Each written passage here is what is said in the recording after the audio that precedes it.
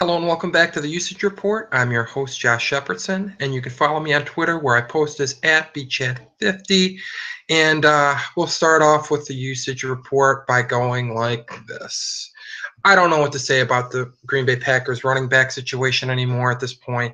Eddie Lacy led the backfield in offensive snaps with 49. James Starks played 32.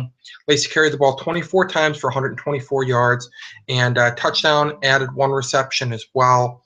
Starks was actually the more effective runner in terms of yards per carry, carried the ball 11 times for 71 yards, also added 4 receptions on 4 targets, so remains the better receiving back as well. But for the first time in a while, at least that I can remember, coach talk, Mike McCarthy's hype for Eddie Lacy's practices entering Week 14 actually ended up turning into something productive in terms of real game action. A lot of times it seems like coach talk turns into smoke blown up the rear end of those who buy into it, whether that's best shape of your life talk in spring training for baseball or so-and-so looks awesome in practice. But in this case, McCarthy turned out to be telling the truth, did go to Lacy early and often to establish the running game, and Lacy responded with a good game against the Dallas Cowboys last week.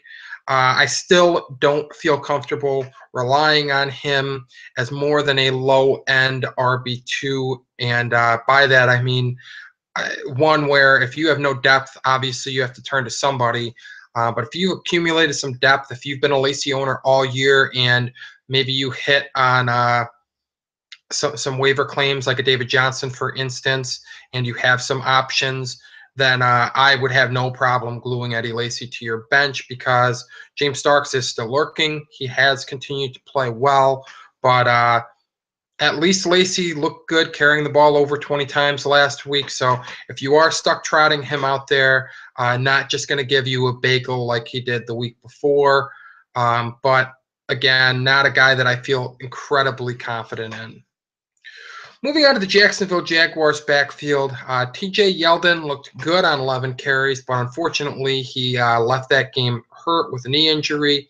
Gus Bradley did not discuss the knee injury in Monday's press conference.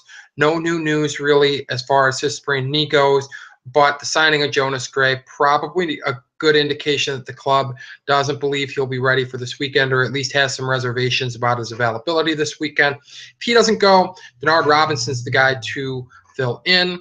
Robinson looked good, carrying the ball 14 times for 74 yards and adding a reception, scored on the ground, and he looked good last year in relief, or as in relief of Toby Gerhart in that case, but as a feature back. From week 7 through week 9 last year, he rushed for 329 yards and 2 scores on 57 carries. So ripped off yardage in big chunks and found the end zone. Not built like your traditional workhorse running back, but has shined when given the opportunity to be a feature back. And he's facing a Falcons squad that, according to Pro Football Reference, is along the second most fantasy points per game to running back. So this is more than just a plus matchup. It is a dreamy matchup. If Yeldon is out, Denard Robinson looks really good as an RB2, actually, or a really strong flex play. Moving on to the New England Patriots backfield, since writing the article that this podcast complements, it has been announced that LeGarrette Blount is out for the remainder of the season. The club has Monty Ball on their practice squad. They've talked with and have mutual interest with Steven Jackson, apparently. But Brandon Bolden and James White are the guys who should get the first crack at filling LeGarrette Blount's running back hole, and the hole obviously left by Dion Lewis as well. Bolden carried the ball 16 times for 51 yards in relief of Blount last week. White continued to be the receiving back, catching 4 of his 6 targets. I'd expect a similar usage of Bolden as the runner, White as the pass catcher. In the past, Bill Belichick has demonstrated no desire to conform to your standard offense. So just because all the talking heads want to say that teams need to have balance doesn't mean Bill Belichick is going to feel any desire to have Bolden out there and give him the rock at just over 3 yards per carry. Could turn to the short passing game. whether that's Danny Amendola or White out of the backfield, who a couple weeks ago did a pretty nice Shane Vereen impersonation. You can't count on anything for certain in this backfield, but the Patriots are big favorites, 14 points this week. So if ever there was a week for Bolden to get a heavy workload, maybe spell some of the other starters that you don't want to lose by injury, maybe get Gronk off the field for a few extra plays and let Bolden carry the ball, maybe spare Amendola some hits. This would be the week. Also, maybe they use a short passing game to attack the Titans with James White.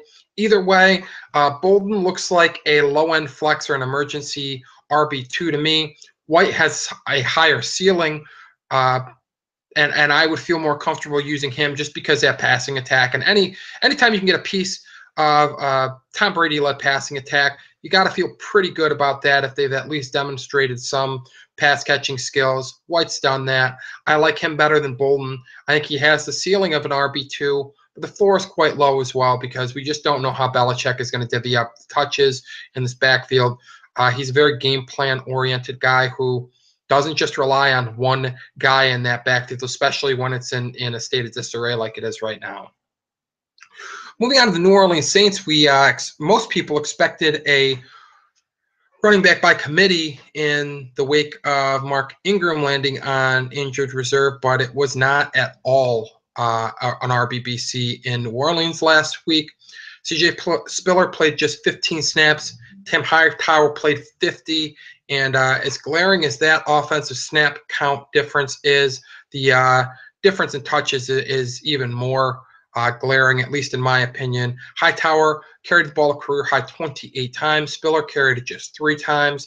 Hightower added a reception on the target. Spiller caught 3 passes on 3 targets, but 6 touches for Spiller, 29 for Tim Hightower, so almost 5 times as many touches. Saints are 3-point favorites in a game that projects to be a shootout in New Orleans on Monday night.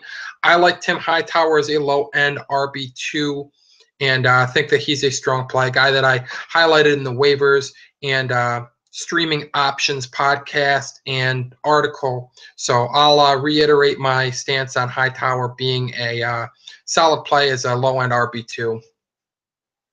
Next up is a backfield that does not have an RB2 in it, does not have a guy who you should be starting in fantasy in it, and that's the Philadelphia Eagles. And what a mess that backfield is. 27 offensive snaps for Darren Sproles, 25 for DeMarco Murray, 20 for Ryan Matthews last week against the Bills. It's a hot hand situation. Matthews has looked like the best back in that system, but Sproles is always going to have a role as a pass catcher. He actually got the goal line carry and touchdown in that backfield. And Murray really looks like the worst back in that backfield, but he's the guy with the big contract. He also played the second most snaps in that backfield last week, so more or less he's there just to muddy things up. And none of these backs should be used in fantasy, with the exception of maybe Darren Sproles as an RB2 or flex in, say, a 14-team league that's source PPR format. But most likely, if you're still alive, you're doing a little bit better than that. But maybe that's not the case. Maybe you're somebody who lost Thomas Rawls to injury or something of that nature. That's about the best case scenario for this backfield that I can see. Nobody else is worth using. The Seattle backfield is something to behold. I just mentioned Thomas Rawls' injury. He is out for the remainder of the season with an ankle injury. And last week, the snaps after Rawls was injured were divvied up 30 for Fred Jackson, 27 for Dwan Harris. Dwan Harris carried the ball 18 times for 42 yards, but that doesn't really matter because he's not on the roster anymore. They've waived him. Fred Jackson will not assume the every down duties, though. He remains just the third down back as the team re-signed Bryce Brown, guy that they had a few weeks ago, a guy who's bounced around really the league, was an Eagle, was a Bill earlier this season, was cut by the Bills and signed by the Patriots at one point, really hasn't done anything this season. And while he's flashed electric running abilities, also put the ball on the ground, fumbling at 5 times in just 226 rushing attempts in the NFL. So he's a guy that I have some reservations about believing the Seahawks will rely on to salt away their big lead this week. They are 14.5-point favorites, biggest betting favorites of the week, and facing a really bad run defense of the Cleveland Browns. So Brown looks really enticing, but I still think that he's a boom or bust play. I think that he's a guy that if you are hurting at running back, you have to put in a claim, if for no other reason than to block your opponents in the league, but also if you're really looking for some help at RB2, then I mean, you take what you can get and you take this matchup. You like the fact that Brown is an explosive runner, but you also have to be aware that the floor is really low. If he puts the ball on the ground, I mean, there's no reason for Pete Carroll to continue to go to him. Even if Fred Jackson is ripping off just 3 yards per carry, if they race out to a big lead, just holding out of the football is going to be most important. So, again, I have some reservations about Brown, but the matchup's really good. The Seahawks should be in a position where they can run the ball to run out the clock and salt away a lead in the second half. But don't think that this play is bulletproof. There is some risk with Brown, but a guy that needs to be grabbed in fantasy leagues of 12 teams or larger. Moving on to the receivers and tight ends portion of this, or the pass catching portion of it, because there are some running backs discussed as well. But Bears are up first. Alshon Jeffrey, don't need me to tell you that he needs to be locked into lineups every week. He is the #1 in the passing attack and an elite receiver, coming off of a big contest where he caught 6 passes for 107 yards and a touchdown. But the guy I wanted to highlight here, and the reason that I included them in this week's podcast and article, is Zach Miller stepped in a big way and played well, stepped up in a big way, stepping in for Martellus Bennett, who is on IR, played 56 offensive snaps, was targeted 6 times, caught 5 of the 6 targets, totaled 85 yards receiving and a touchdown grab.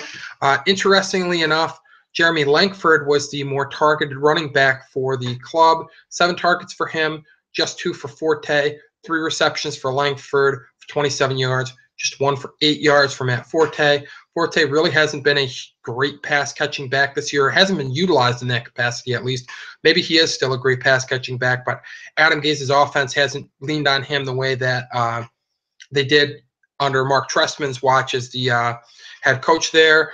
And with the Bears serving as a 5.5-point underdog, expect them to be playing catch-up and not able to rely on their duo of talented running backs. That means somebody else other than Alshon Jeffrey is going to get some looks, and I think that's Zach Miller. Miller makes for a nice streaming option at tight end this week. Moving on to the New York Jets. Again, this feels like the Alshon Jeffrey tout all over again, but Brandon Marshall, Eric Decker, they need to be in your lineups every week. They've been consistent throughout the season, but there is another guy who's emerging as the third man in that passing pecking order, and that's running back Bilal Powell. Played just 23 offensive snaps, but when he was on the field, he was used. 5 targets, resulted in 5 receptions for 46 yards and a touchdown. Powell has caught 13 passes on 18 targets for 137 yards and a pair of receiving touchdowns over the last 2 weeks. And in Week 11, he tallied 5 receptions on 7 targets for 67 yards. So he's emerging as a PPR option in 12-team leagues or larger as a fringe flex option or a bottom-of-the-barrel RB2. The problem is there is substantial downside with him. Sandwiched in that 4-week stretch of playing well, he had a game against the Dolphins where in Week 12 where he picked up just 7 yards on 2 receptions, carried the ball just 6 times for 28 yards. So that's your downside with Bilal Powell. And this week they play the Cowboys. Spread is close. It's just 3.5 points, but there is certainly blowout potential there. And if that ends up being the case, could end up seeing Chris Ivory used as a sledgehammer to salt away that lead, which would obviously reduce the need for Bilal Powell to be out there catching passes. So there is some risk with him. But if you're in a PPR format, I would take him over Darren Sproles, but it's not a wide margin. So if you're looking for a flex play in a PPR or a RB2, you're really hurting at running back. Powell just ahead of Sproles in that case. Moving on to the Seattle Seahawks, I mean, Jimmy Graham's absence has not derailed this passing attack. On the contrary, Russell Wilson has been white hot, and he's been using his receivers. Jermaine Kearse led the receivers in offensive snaps. Actually turned in a decent effort, catching 7 of his 8 targets for 74 yards. Didn't score a touchdown, but Kearse isn't a viable option in fantasy at this point. The other 2 receivers highlighted in the table in the article are, though, Doug Baldwin's, I mean, he's playing like a wide receiver 1. Probably really isn't is playing above his talent level to a certain extent, but he's a high-end wide receiver too, as long as he's locked in and on the same page as Russell Wilson as he has been. Played 49 offensive snaps, was targeted 9 times, caught 6 passes for 82 yards and 3 touchdowns. He's been on fire, overshadowing rookie Tyler Lockett, who's put together back-to-back big games. Last week, caught 6 of 7 targets for 104 yards and 2 touchdowns. Over the last 2 weeks, he's totaled 13 receptions on 14 targets for 194 yards and 2 touchdowns. So, I mean, he's just going off right now, emerging late in the season as a more than just a special teams threat. And speaking of special teams, he does have a punt return for a touchdown and a kickoff return for a touchdown as well. So if you're in a league that scores special teams touchdowns for the individual player in addition to the team, defense and special teams, certainly not a huge difference maker, but maybe a tiebreaker if you're trying to decide between flex plays. And Lockett at this point is a solid flex play and a great matchup with the Browns. Browns are struggling to defend wide receivers this year, and I feel comfortable using Lockett as a flex, especially with the absence of Thomas Rawls. I think the Seahawks race out to their big lead this week through the passing attack. That means Bolden. That means Lockett, and I like both of those receivers to put up big games this week.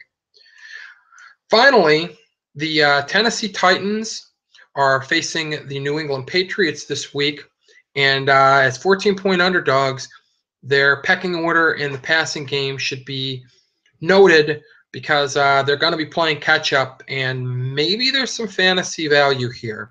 Delaney Walker is the number 1 pass catcher in this offense. Was targeted 13 times, caught 7 passes for 71 yards last week against a Jets team that's been really tough on tight ends this year. Patriots have been tough at times on tight ends as well, and they are notorious for taking away a team's top option. Most likely, you're not going to have a better option to start than Walker. You have to hope that he bucks the trend of Bill Belichick taking away teams' best options on offense.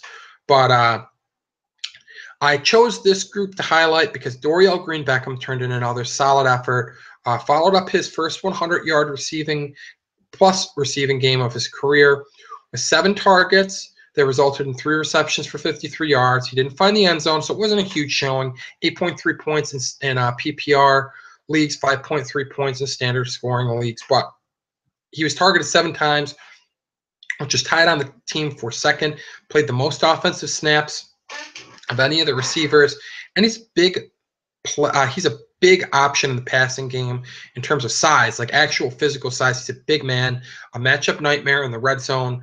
I do think he has some touchdown upside, and I do think he's going to get some targets this week since he is really second fiddle to Delaney Walker. Might get a few more looks this week if Walker is, in fact, taken away by Belichick and the Patriots. And since they're going to be airing it out early and often, most likely playing catch-up, as I said, going to be some opportunities for some targets, and he is capable of ripping off a big play. So like Dorial Green-Beckham as a low-end flex play, especially if you're looking to hit a home run or and especially if Kendall Wright is inactive this week. So that's going to wrap things up for this week's Usage Report podcast.